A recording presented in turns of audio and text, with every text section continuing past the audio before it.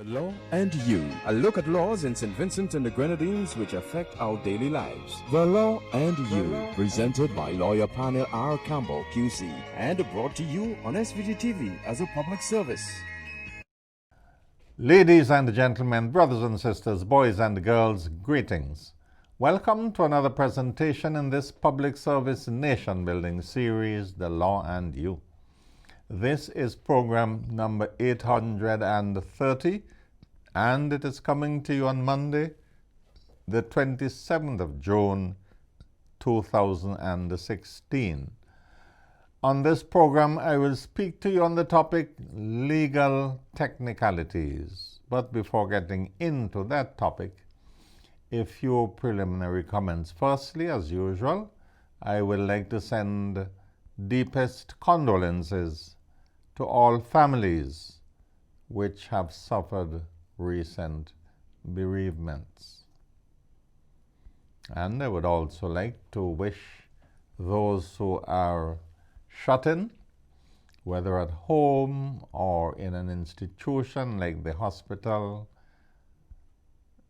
and other institutions, I'd like to wish you a speedy recovery and God's blessings.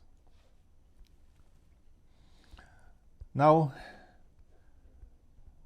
everyone who has been following the news, whether on radio or television, would know that the United Kingdom held a referendum last week, Thursday, the 23rd of June,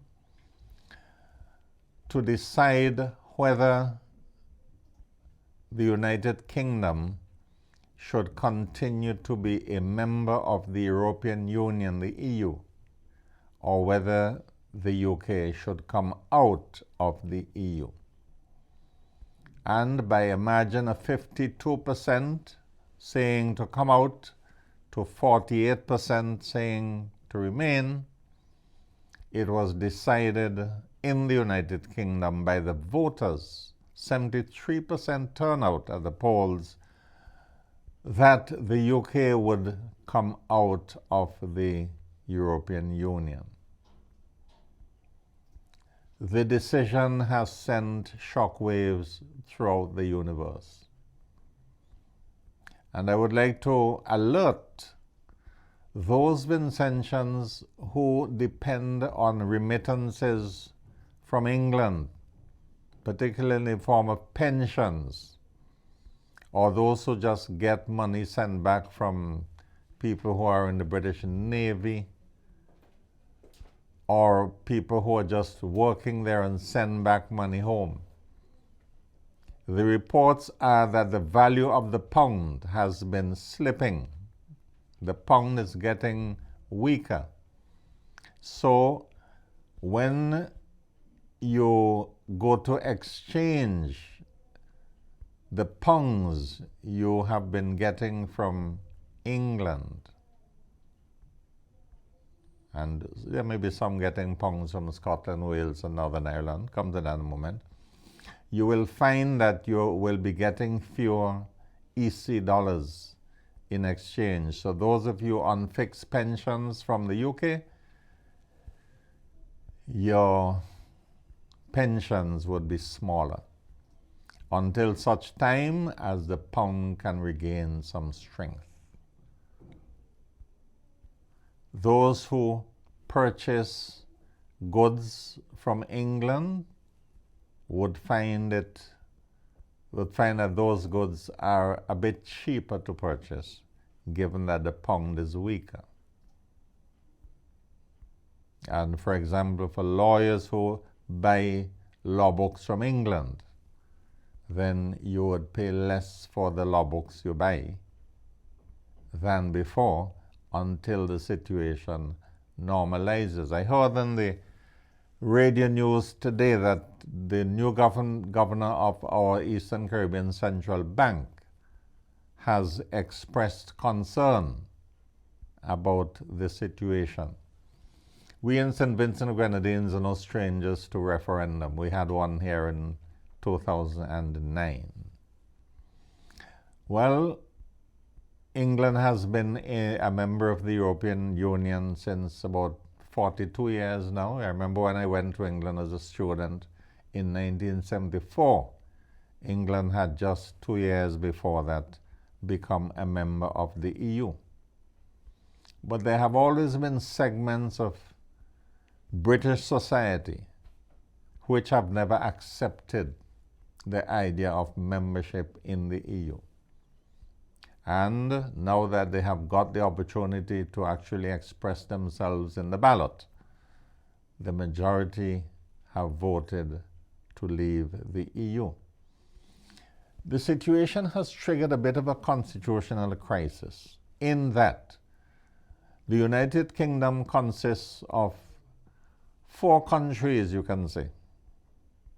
You have England, then there is Scotland, then there is Wales, and there is Northern Ireland, not to be confused with the Republic of Ireland. And I remember until I went to England, I myself wasn't clear in my head, but then I got to find out that the Republic of Ireland is a totally different country, not part of the United Kingdom. Now, of the 4 constituents of the Union making up the United Kingdom, 2 segments voted to leave the EU and 2 segments voted to remain. England and Wales voted to come out of the EU, while Scotland and Northern Ireland voted to remain. Now, 2 years ago, there was a referendum in Scotland where people were asked, do you want Scotland to be an independent country, or do you want Scotland to remain part of the United Kingdom? And the people of Scotland voted overwhelmingly that they wanted to remain a part of the United Kingdom. Now that England has voted to come out of the EU, voices are being raised in Scotland that they want a fresh referendum because they want to remain in the European Union. Then, as you would have heard in the news, the next morning following the referendum, the Prime Minister announced his resignation. He said he is resigning as of October when arrangements are made to have a replacement. Then the leader of the opposition, who had campaigned to stay in the EU, is coming under pressure from his members of parliament, particularly members of his shadow cabinet. They want fresh leadership elections in the Labour Party.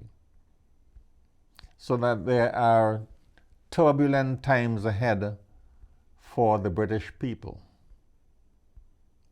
Now, there are so many of our people living in England. There are a few in Wales and a few in Scotland. They would be experiencing some difficulties. They would be in a state of uncertainty, and nobody knows what the future holds. But I just want to wish the British people all the very best and hope that they work their way through these knotty problems and that in time there would be some stability. But unfortunately, the economic consequences for us here in St. Vincent and the Grenadines and in the rest of the Caribbean are going to be negative in the short run, as we will hear from time to time from the various leaders in the Caribbean. Excuse me.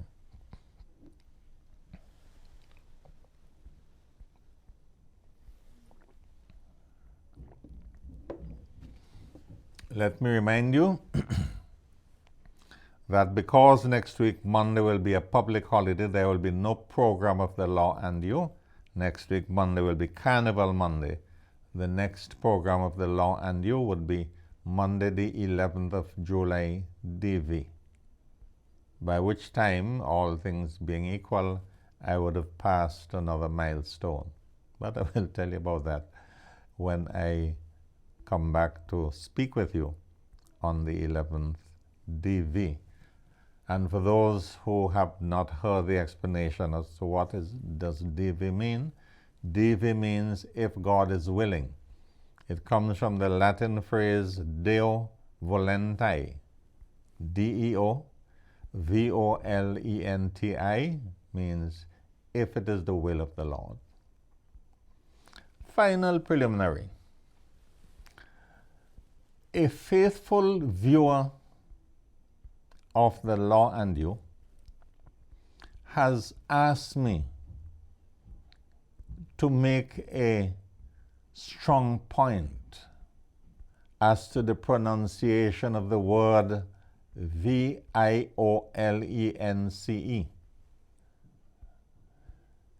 And this lady says she has had it with hearing the word being pronounced as violence, when the correct pronunciation is violence. I myself have heard many times over the years people giving formal presentations and talking about domestic violence. It is not pronounced violence, it's violence, V-I-O, not V-O-I. So, to that faithful viewer, I hope I have done justice to your concerns and your annoyances, and hope everyone will say violence. And in that breath, let me hope that the carnival season will pass without any violence, without any social disruption. Let us hope those who enjoy their carnival do so in the proper spirit, and there would be no untoward incidents. Particularly, let us hope there would be no incidents of violence. Okay? So, there you are, my lady. Okay, legal technicalities. Now, one of the first things that is learned at law school is that law is a complex area of study. Sometimes the law is bewildering. Sometimes the law just doesn't seem to make sense to ordinary people, that is, to non-lawyers. There are concepts in law which are different from the equivalent concepts in ordinary life. There are some terms used in the law which are not used in the sense that we mean them in everyday conversation. But as with most disciplines, you have the language of the discipline. For example, those who go to study medicine would have to become acquainted with hundreds of strange terms, very often monosyllabic terms, that is, words with lots of syllables. And if you go into pharmacology, it is even more taxing than in medicine. If you go into engineering, that discipline has its vocabulary.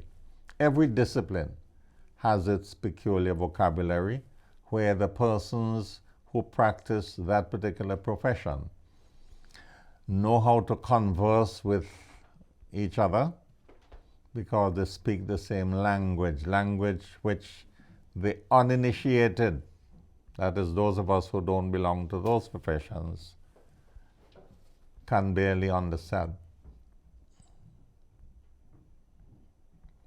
For example, if in medicine you get a medical report and the report speaks about an insult, it doesn't mean that somebody said something bad to or against somebody else. An insult in medicine simply refers to a concept where something clashes with something else. That is, you may get an injury and that may cause an insult to one or two of your systems.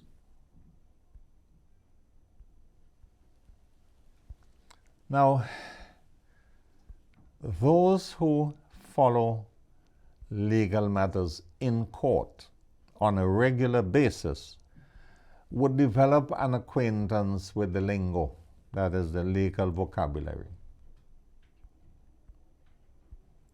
But for those who are not lawyers and who haven't been exposed to a legal environment and who have not gone to court except on a few occasions, there are things which bewilder you. You just can't understand them. Well, people will tell you, well, that is what lawyers are there for. If you don't understand the legal concept, you go and consult a lawyer.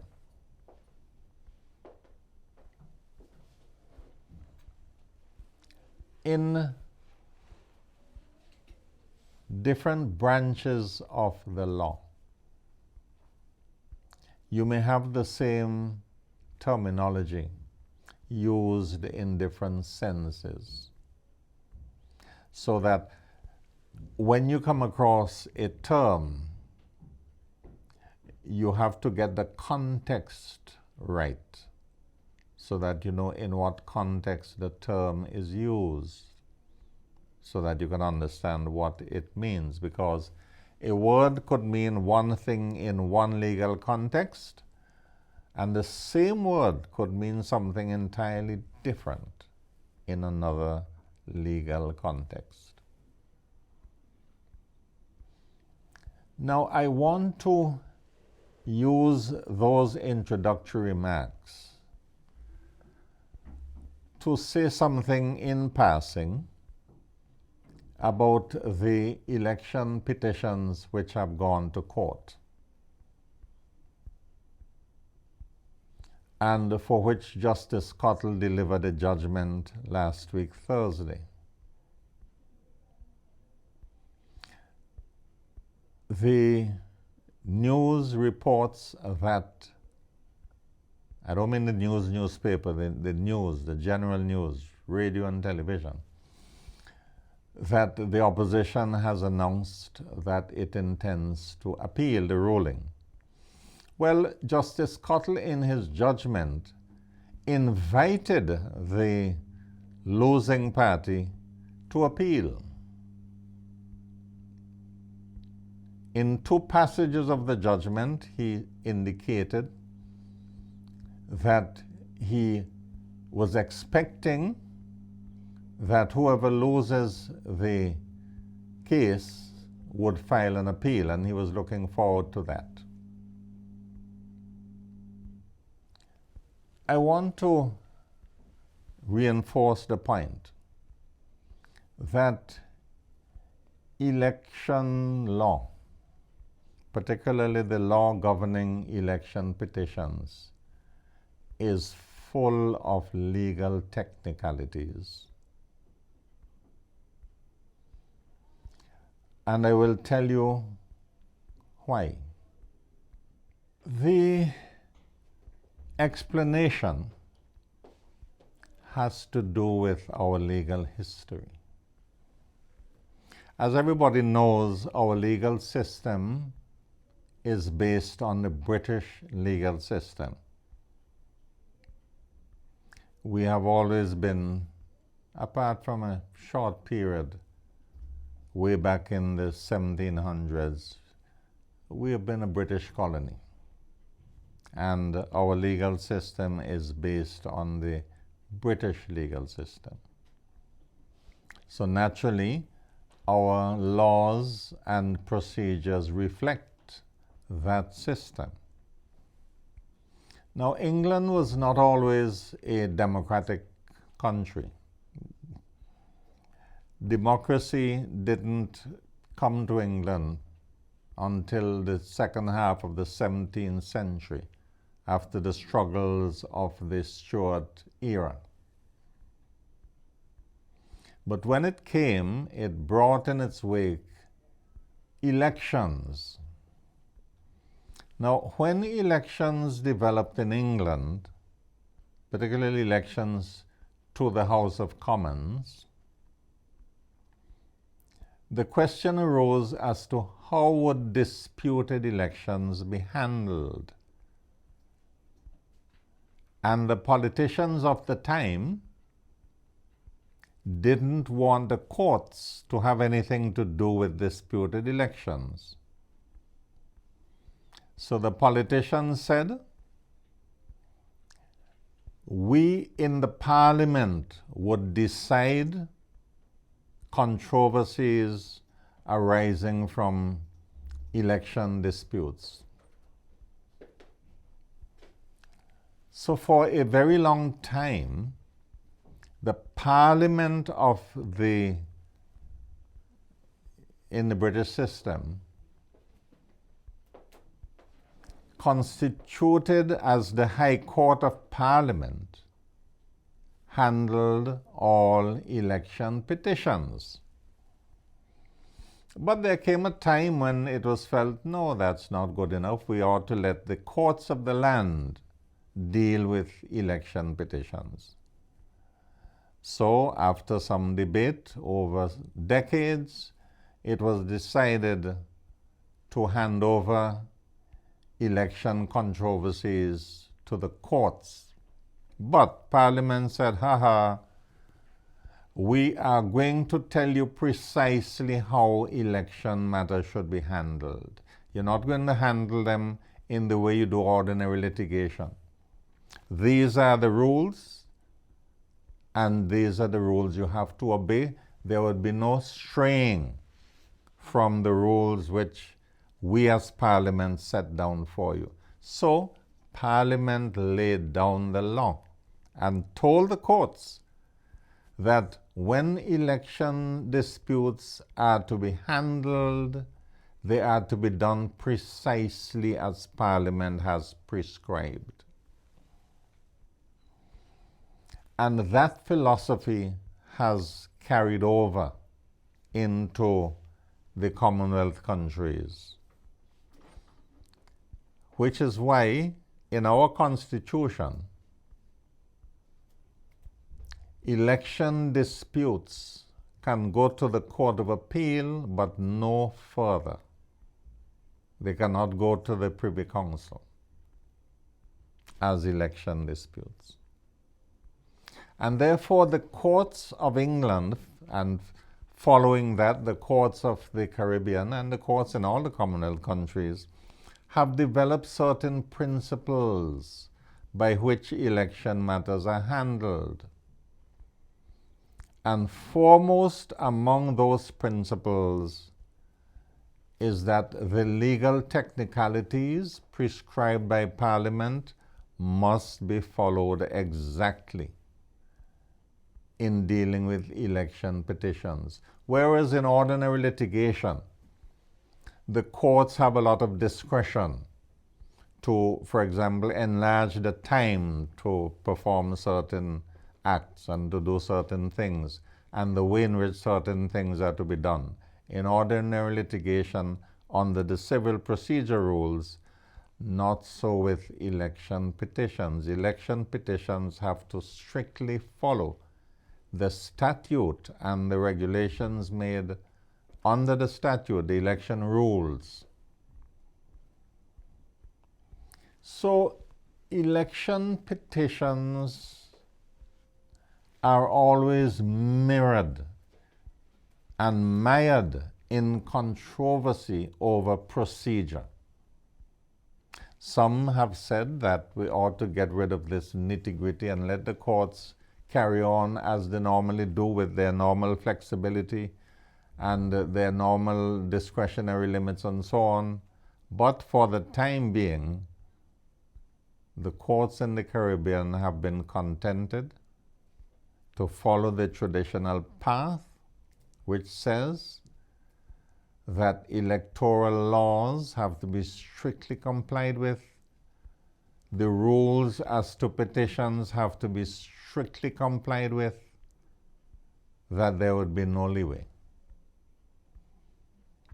So election law is full of legal technicalities.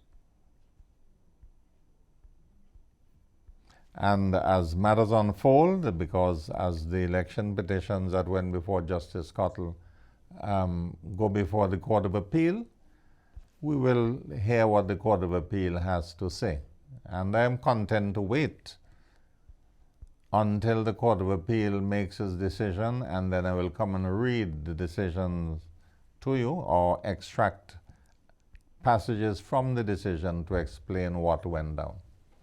But don't let anybody fool you. Election law is full of pitfalls, technicalities, things which must be followed strictly, and you will hear more about that in due course. So that is all from this edition of The Law and You. I look forward to being of further service to you week after next Monday, the 11th of July, DV, for another presentation in this public service nation-building series, The Law and You. Once again, my best wishes and God's richest blessings on our Patriarch, His Excellency Bishop Edmund John, and our Archdeacon, the Venerable Tilbert John, who are both in bed with illnesses. May the good Lord look upon you and send His ministering angels to bring you ease and comfort. Until then, brothers and sisters, ladies and gentlemen, boys and girls, may the good Lord bless us all.